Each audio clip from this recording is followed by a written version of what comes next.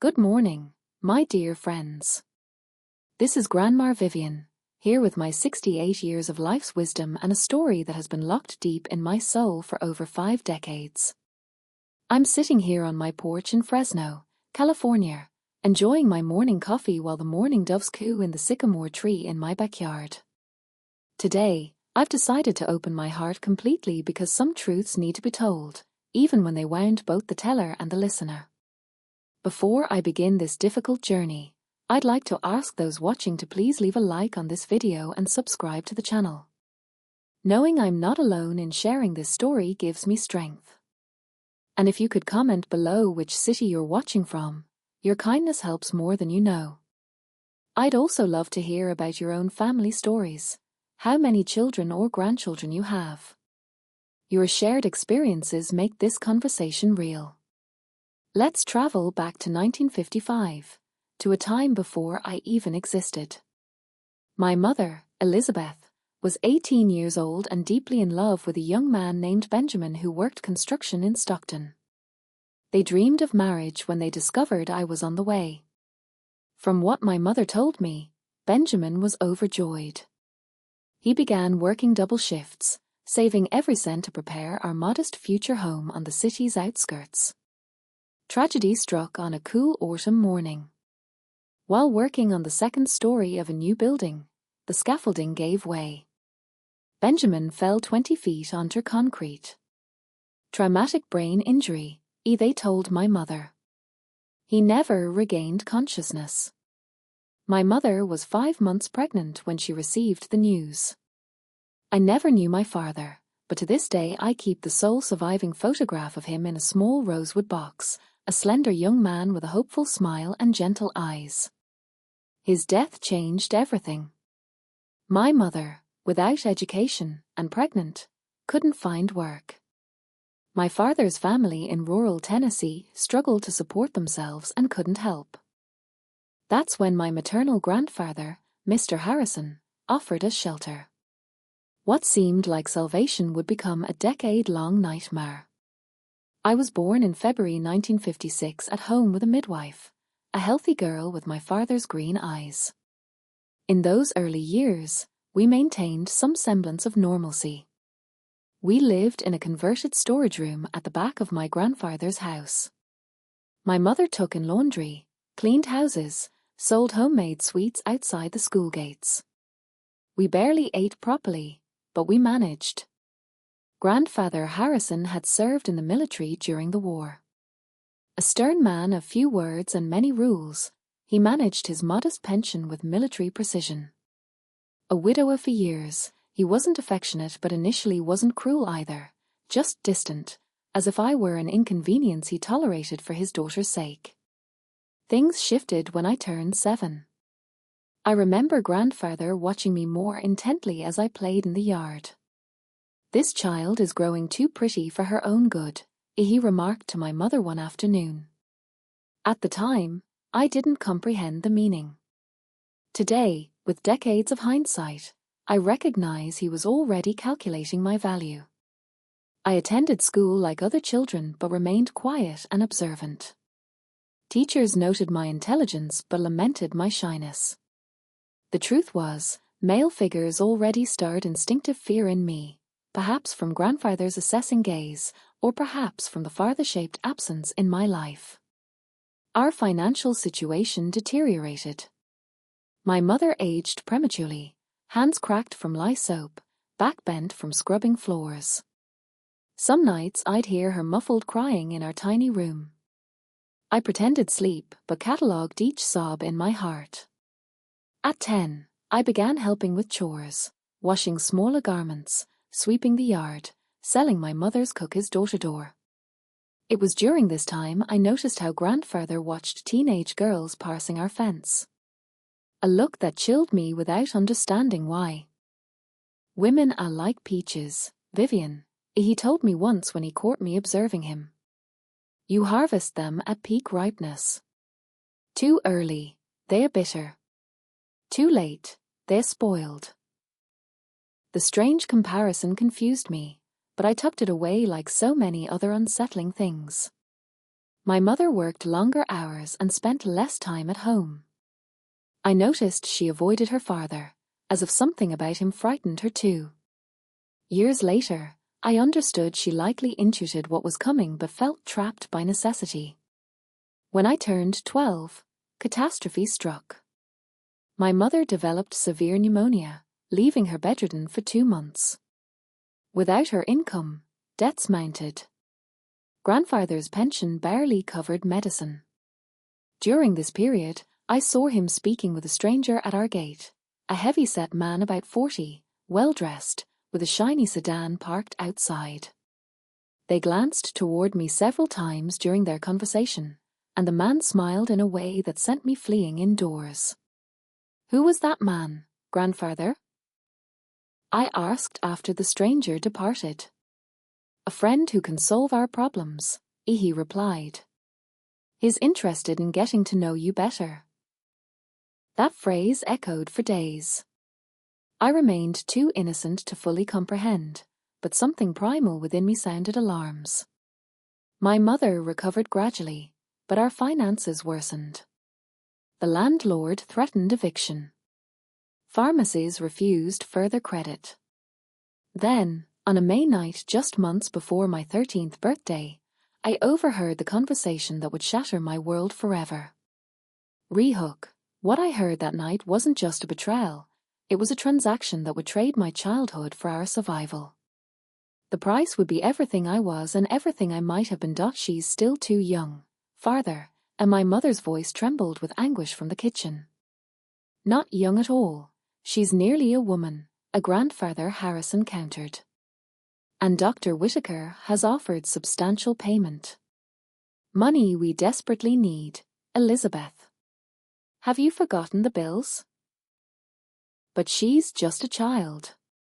My daughter." "And what good is she as your daughter if you're both on the streets?"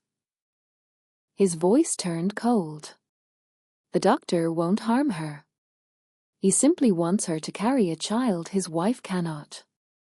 She's strong, healthy, beautiful. It's a service, nothing more." I felt blood freeze in my veins. Though I didn't fully grasp their meaning, I understood something terrible was being decided about me, without my knowledge or consent. "And after the baby comes?" My mother's voice weakened, already yielding.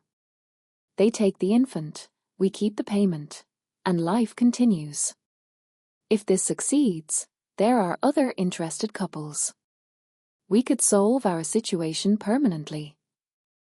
The silence that followed felt heavier than any sound, a vacuum containing the weight of desperate choices adults make when cornered. "Very well," and my mother finally whispered, voice choked with suppressed tears. "But I don't want details, and I won't be here when it happens." I fled back to my bed, heart hammering against my ribs. That night, I didn't sleep. Staring at the wooden ceiling, I prayed I'd misunderstood. I hadn't. 3 days later, my mother announced she'd spend the weekend with a friend, the first time she'd leave me alone with grandfather. Her eyes couldn't meet mine when she said goodbye. "Be good, Vivian," it was all she murmured before departing, carrying a small suitcase and leaving her maternal instincts behind. That evening, grandfather entered my room and tossed a dress onto my bed, pale yellow, simple, but the loveliest garment I'd ever seen. "Wear this," he ordered. "And wash your hair thoroughly. Dr. Whitaker joins us for supper tonight." Understanding crystallized. There was no escape. My developing body had been sold without my consent. I washed my long hair, donned the slightly loose dress, and waited on my bed's edge, heart pounding with terror. When the doorbell chimed at 7, nausea overwhelmed me. Dr. Whitaker arrived bearing wine for grandfather and chocolates for me. During the meal, takeout from a restaurant we could never afford, the man observed me with an interest that made me wish to disappear. "She's ideal, Mr. Harrison," he remarked, analyzing me across the table. "Good health? No serious illnesses?" Strong as an ox, intelligent, a grandfather replied as if describing livestock. She'll produce excellent offspring, doctor. You have my word. I kept my eyes lowered, tears threatening. The man reached across, tilting my chin to meet his gaze. No need for fear, child. I'll care for you well. And when our child arrives, you'll have helped your mother tremendously. I couldn't speak. His touch burned my skin. His expensive cologne mixed with cigarette smoke churned my stomach.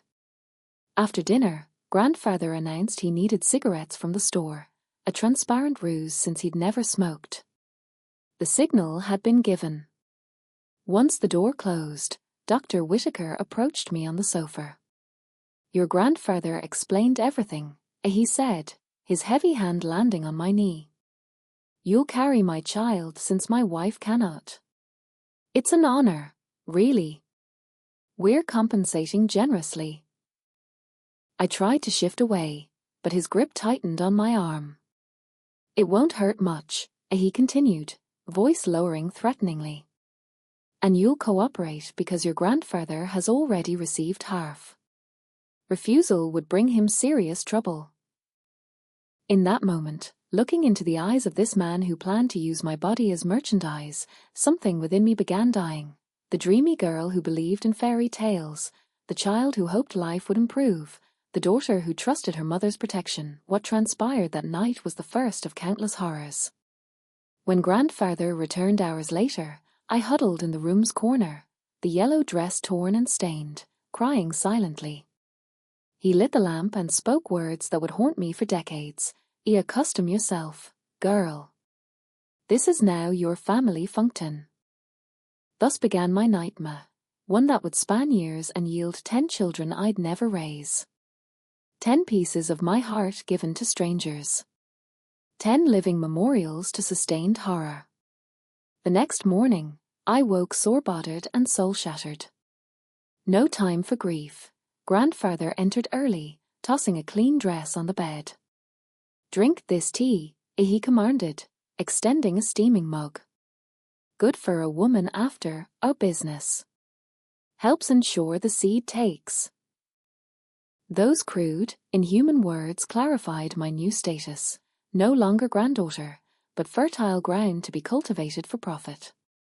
The bitter tea contained herbs I'd later learn were used by rural midwives to strengthen the womb. I drank silently, dried tears creating salt trails on my cheeks. My mother returned 2 days later, eyes swollen from crying but unable to face me. She passed directly to our room, emerging hours later. In the kitchen, when I tried expressing my pain and betrayal, she raised a halting hand.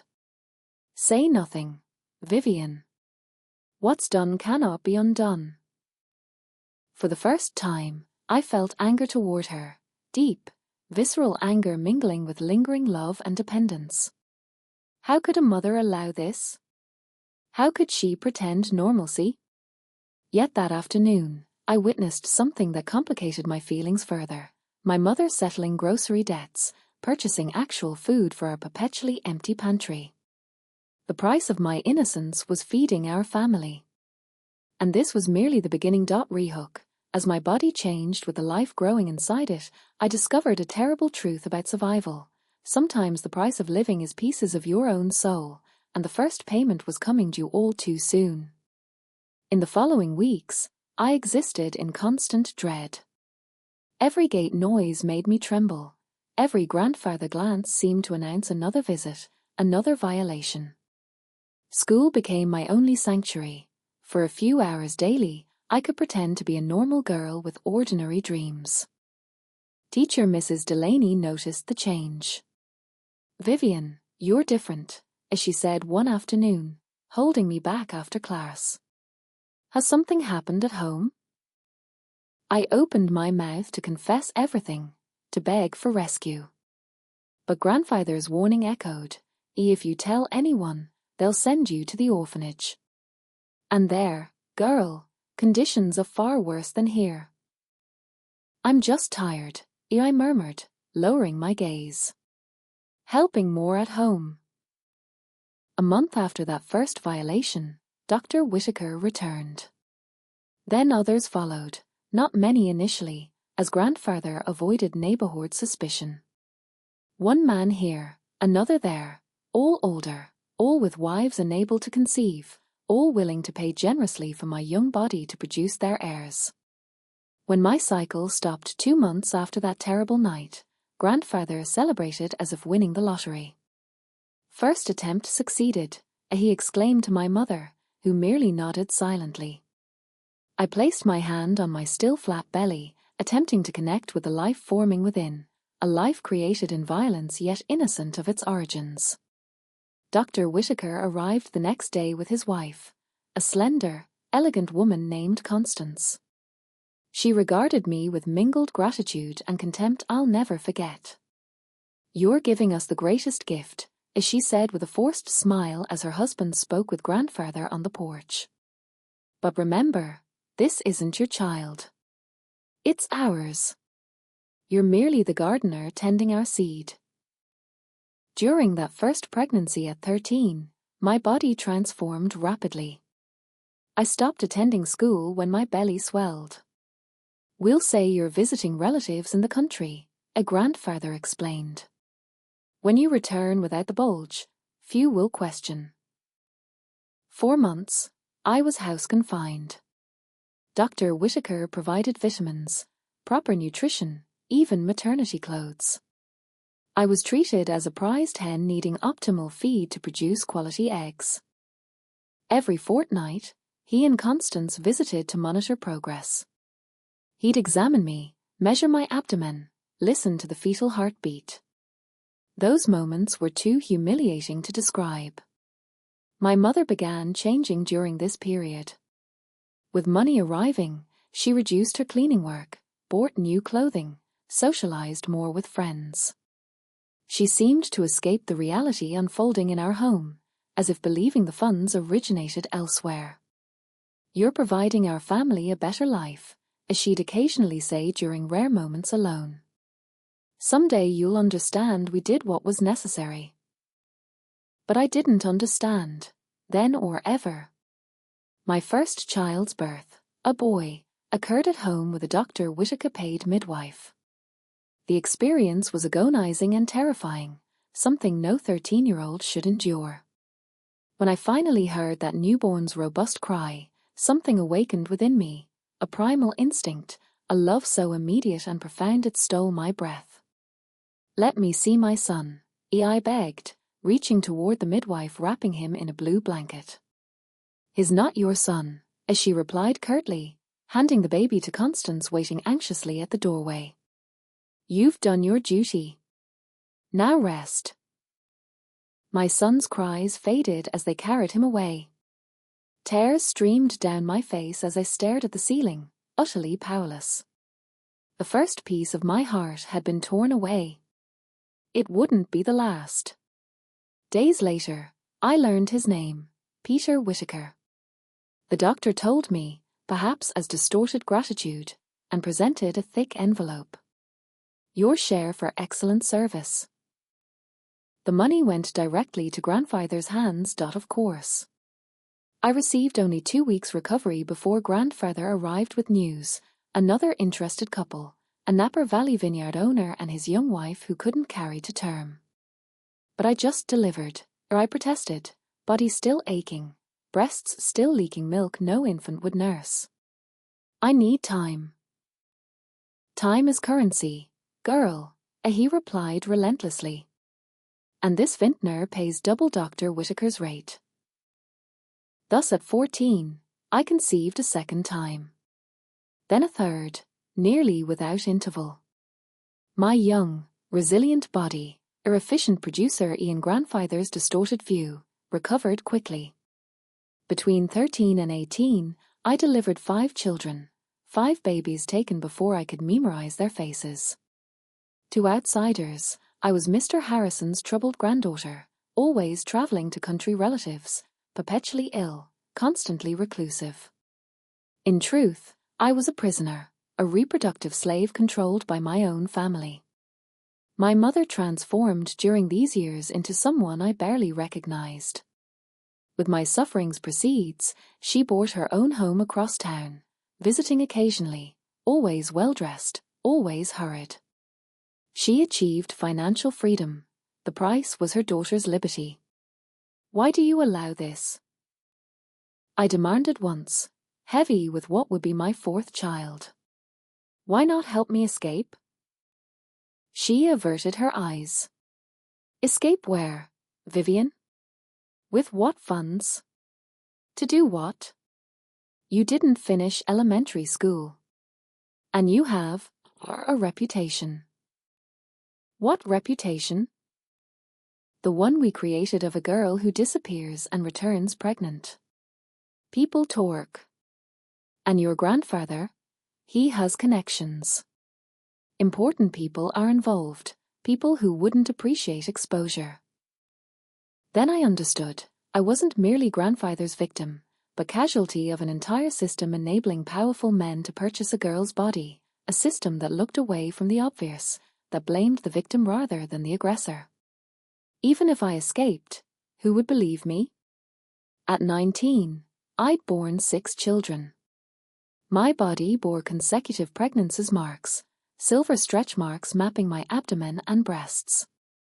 My uterus weakened, as one midwife warned, "This girl needs rest, Mr. Harrison, or she'll produce no more." This warning frightened grandfather enough to grant nearly a year's respite, the longest I'd known since childhood. During this interval, I attempted gathering strength, considering alternatives, but remained constantly monitored, penniless, undocumented, uneducated. It was then I met Beatrice, an herbalist who sometimes assisted with births. She came to administer recovery teas and compresses. Gradually, I trusted her. "What they're doing isn't right, child," she whispered one day while applying salve to my stretch marks. "It defies divine and human lore." For the first time in years, hope flickered. Someone saw truth. Someone acknowledged my horror. "Help me escape, Mrs. Beatrice," I begged, clutching her wrinkled hands. She shook her head sadly.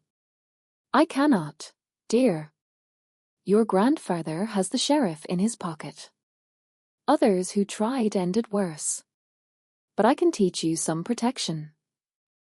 Beatrice instructed me about herbs that could temporarily reduce fertility, granting brief relief between forced pregnancies. Not freedom, but minimal bodily control.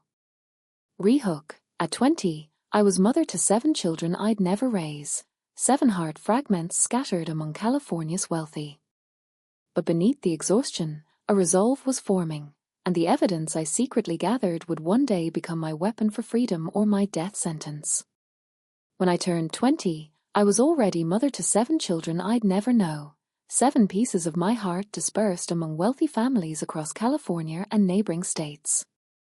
My body was exhausted, my soul fractured, but something within refused complete surrender. I began collecting fragments of information about each client and child, names, dates, distinguishing details, concealing them beneath a loose floorboard. I didn't yet know how this information would serve me, but intuition whispered it would matter someday. 3 pregnancies later, approaching 23, my body signaled collapse.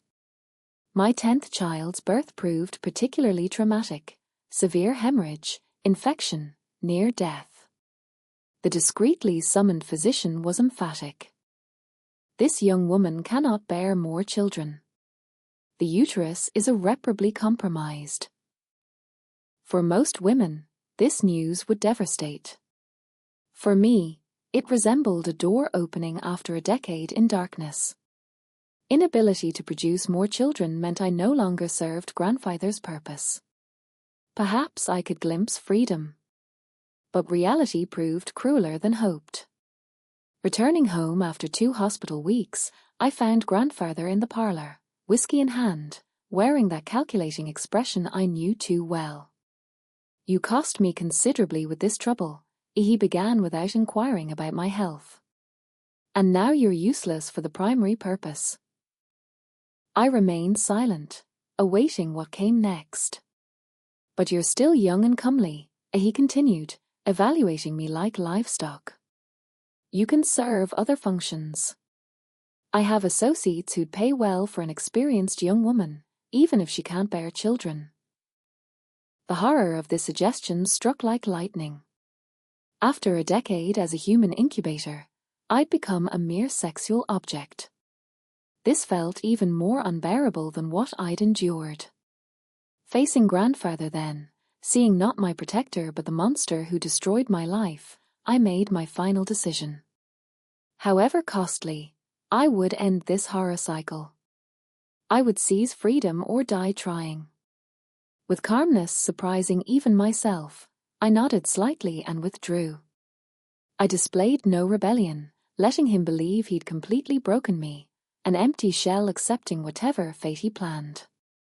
That night, alone in my room, I swore by my 10 stolen children that this man would pay for every suppressed scream, every unshed tear, every piece of me sold without consent. I'd escape and ensure he never did to another girl what he'd done to me. While my body healed from the life-saving but fertility-ending surgery, my mind worked tirelessly, planning each detail. Grandfather allowed 2 weeks recovery before introducing new visitors, different men now, seeking pleasure rather than progeny. His old friends, local politicians, traveling businessmen, all willing to pay for hours with his young woman who knows how to please. I feigned submission, lowered eyes, obedient nods, no protests. I needed him convinced of my complete breaking. During his daytime absences, I searched the house for 3 essentials: money, documents, and evidence. Money proved easiest. Overconfident, grandfather kept cash in a false-bottomed wardrobe, not fortune, but enough for a fresh start elsewhere. Documents proved trickier. He kept everything locked in a desk drawer, the key always on his person except during showers. Observing his patterns for days, I created a soap impression during one shower, later fashioning a makeshift key. Opening that drawer revealed my life summarized in yellowed papers: birth certificate, school records, vaccination card. More importantly, I found grandfather's business records, meticulous notebooks documenting each transaction, each payment for my body and the children I'd produced. Complete evidence of his crimes. Hands trembling, I photographed each page with a camera I'd bought from a neighbor under the pretext of photographing garden flowers. I returned the notebooks precisely as found. He couldn't suspect until too late. The third element, an ally, proved most difficult.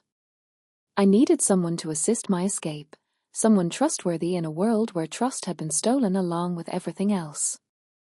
I thought of Beatrice, the herbalist who'd shown genuine compassion when others saw only commodity. One afternoon with grandfather away, I sent a neighborhood boy to fetch her, claiming illness. When she arrived, breathless and concerned, I closed the door and poured out everything. Not just the forced pregnancies, but my escape plan, my need for justice. "Child," as she said after listening silently, "this is dangerous. Your grandfather has powerful connections. If this fails, I'll be dead," I finished calmly. "But I've been dead inside for years, Mrs. Beatrice. What have I to lose?" She studied me, her aged eyes weighing not just my words but the determination behind them. Finally, she nodded. "I'll help. But we must be exceedingly careful." Beatrice contacted a Sacramento newspaper reporter, revealing just enough to spark interest. A young woman held captive, forced to bear children for sale, a years-long scheme involving powerful figures, the kind of story that makes an ambitious journalist's career. Meanwhile, I maintained my submissive charade. Grandfather grew increasingly confident, becoming careless, no longer locking my door at night, leaving me alone for hours. I used these moments to organize essentials: basic clothing in a concealed bag, money tucked in old socks, vital documents, and all evidence of grandfather's crimes meticulously documented. The plan was simple yet risky. On a night grandfather attended a commercial association meeting, Beatrice would retrieve me. We'd proceed to Sacramento where the reporter awaited. I'd deliver evidence, give complete testimony, then disappear with a new identity Beatrice provided through contacts I preferred not to question. Everything was prepared, each detail planned. I awaited the designated date, June 15, 1979, with mounting anxiety, but as they say, even the best plans falter, and mine nearly collapsed the eve of escape. Grandfather returned home early, visibly drunk, unusual for a man who prided himself on constant alertness.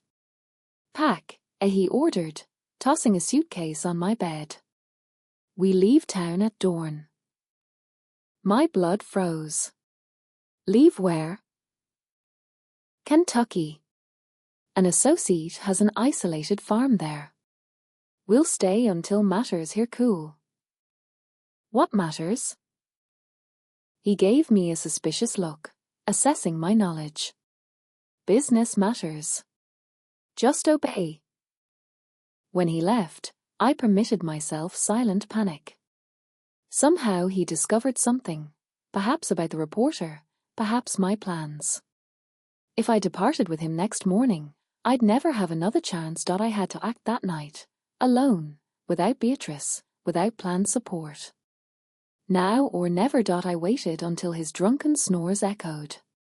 Heart pounding, I gathered my prepared belongings and crept toward the door. Then, light knocking at the back window. Petrified, I waited. The pattern repeated, Beatrice's signal. Carefully opening the window, I found her wrinkled face tense with worry. "We must go now," she whispered. "Your grandfather discovered something. He plans to take you tomorrow." "How do you know?" "Clarice's son works at the tavern where your grandfather was today. He overheard everything. Someone at the police warned him. The reporter asked too many questions. No time for explanations." I passed my bag through the window, then squeezed through the narrow opening. At 23, after 10 pregnancies, no longer a slender teenager, but desperation lent strength I didn't know I possessed. Rehook. As we slipped through the sleeping town toward an uncertain future, I didn't yet know that the hardest journey wasn't the physical escape, but learning how to live after a decade of being treated as property rather than a person. We moved swiftly through darkness, avoiding main streets. Beatrice's nephew awaited us in an aging sedan at the town's edge. "The plan has changed," as she explained as we hurried. "Sacramento is too risky. We'll go to San Diego where my sister can shelter us temporarily." "And the reporter? The evidence?" "I sent everything yesterday, copies of all you gathered. He'll publish in 2 days when we're distant." Relief and frustration mingled. Part of me wanted to witness grandfather confronting his crimes, to see his face when realizing the granddaughter he thought broken had destroyed his life. But the wiser, survival-focused part recognized Beatrice's wisdom. My presence would only complicate matters, and I'd suffered too much to risk newfound freedom. Beatrice's nephew drove us to a neighboring town's bus station where we boarded a San Diego-bound bus. During the 12-hour journey, I spoke little, watching California's mountains yield to southern landscapes. Emotions swirled confusingly, fear of discovery, fragile hope like sprouts in barren soil, and surprisingly, guilt. Guilt for abandoning 10 children I'd never know. 10 heart fragments scattered among purchasing families. "They're better where they are," Beatrice said, seemingly reading my thoughts. "Families with means, education. What could you offer them now?" The painful truth stung. At 23, without education, skills, or resources, fleeing a horrific past, what life could I provide 10 children, yet on that bus, with highway lights cutting darkness, I made a silent promise. Once safe, once I'd built something, I'd try finding them, not to disrupt lives or demand painful truths, but simply to know they were well, to ensure something good emerged from such suffering. We reached San Diego next morning. The city overwhelmed me. Noise, crowds, skyscrapers, unreal as a film. Beatrice's sister, Mrs. Iris, lived in a compact Pacific Beach apartment.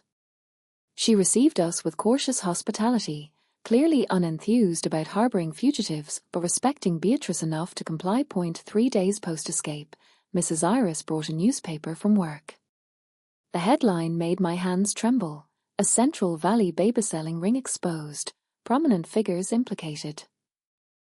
The journalist had connected dots impressively, interviewing long suspicious but fearful sources, presenting my gathered evidence. My name didn't appear. I was simply a young woman held captive over 10 years. But my story was there, exposed in full brutality. Grandfather had been arrested alongside 2 complicit physicians and a sheriff who concealed the scheme. Other clients faced investigation. The article mentioned my escape and unknown whereabouts. It also mentioned my mother. She denied knowledge, claiming I had mental difficulties and became pregnant by a casual boyfriend's. No one believed her. Evidence was overwhelming. Finishing the article, I felt complex emotions. Relief, justice, but profound sadness, not for grandfather's downfall. He deserved every prison moment, but for my stolen years, lost innocence no headline could restore. What now? I asked Beatrice that night as we watched city lights from the small balcony. Now you live, child, as she replied, eyes shining with age-earned wisdom. Truly live for the first time. I tried. With my secreted funds, I rented a simple room in Ocean Beach, finding work at a local bakery learning breads and pastries. Slowly, I rebuilt something resembling life. But past shadows lingered, nightmares, startled reactions to noises, male avoidance. I enclosed myself in a small world, afraid to trust, to open, to truly live. Then 6 months post-escape, an unexpected encounter redirected my life, teaching that even post-inferno, peace remains possible. Even after deepest darkness, light can return. San Diego in the 1980s contrasted sharply with my captive existence.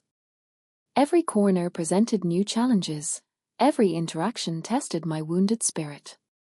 The bakery where I worked occupied a busy Ocean Beach side street. Waking at 4 a.m. to prepare bread for hundreds of hurried Sandigans, I appreciated the manual labor, transforming flour and water into sustenance, the oven's heat somehow warming my frozen heart. One rainy March 1980 morning, I met Samuel. He entered dripping, shaking a broken umbrella, laughing at his misfortune. Perfect day for hot coffee and toast, yes? He asked. Smiling with a naturalness that disarmed me. Unaccustomed to men addressing me as a person rather than object, I retreated. Samuel was a transit operator, 30, with his own overcoming story, son of Guatemalan immigrants, orphaned young, raised by an aunt in hardship. He'd earned everything through labor and kindness that resisted world-imposed difficulties. He began appearing daily, always polite, respectful. He discussed weather, newspaper news, television films, never personal questions, never invading my space, as if instinctively sensing deep wounds requiring gentleness. I avoided him initially. I avoided all men, but something about Samuel, his consistent kindness to everyone from bakery owner to sidewalk sweeper, slowly penetrated my heart's fortress. Our first date, it was simple yet unexpected. He offered a ride when skies opened over San Diego. I accepted only because waiting hours for uncertain buses seemed worse. In his aged but immaculate car, we truly conversed for the first time. He shared his dream of a small ranch outside town, raising chickens, planting gardens. He spoke of futures with hope completely foreign to me. And you, Vivian? What do you dream? He asked with genuine interest. Silence stretched so long he likely expected no answer. Truthfully, I'd never permitted myself to dream. Survival consumed all energy. Peace, I finally said. I just want some peace. He nodded as if this simple response contained all wisdom. He asked nothing further, just turned on the radio, letting music fill our silence. Our relationship grew with delicate plant slowness, occasional rides, Sunday neighborhood walks, occasional films, always respecting my limits, never pressing beyond what I could give. 6 months passed before I shared story fragments. Not everything, I lacked that courage, but enough for him to understand why raised voices made me tremble, why proximity made me recoil, why park-playing children made me weep. Samuel listened without interruption or judgment. When I finished, he simply held my hand, our first extended contact beyond goodbye hugs, and said, "You're the strongest person I've ever known, Vivian." I didn't feel strong. I felt shattered, damaged, incomplete. But how he looked at me, seeing beyond scars, made me think perhaps I could rebuild. Our first kiss came nearly a year after meeting, on a bench facing the Pacific Beach Church, hesitant, gentle, making me cry. Not from pain or fear, but realizing I could still feel something beyond trauma. Tenderness still had room within me. "We can proceed as slowly as you need," he told me that night. "I have all the time in the world." And we did. We courted 3 years before marrying simply at that same church. At 27, I felt reborn. Samuel now knew every dark detail, every horror, every bodily and soulful scar. Yet miraculously, he loved me. Married life meant constant learning, nights waking screaming from grandfather return nightmares, moments when intimacy proved impossible, when gentlest touches triggered terrible memories. Samuel never complained or demanded, just held me silently until internal storms passed. Slowly, I reclaimed life. With a psychologist Beatrice recommended, who remained a constant, loving presence, I began processing trauma, understanding what happened didn't completely define or determine me. Final rehook. Just when I thought healing meant building walls around my past, life offered an unexpected chance at motherhood through adoption, a journey that would teach me that families aren't always made by blood, but by the courageous choice to love despite old wounds. The story continues next time, dear friends.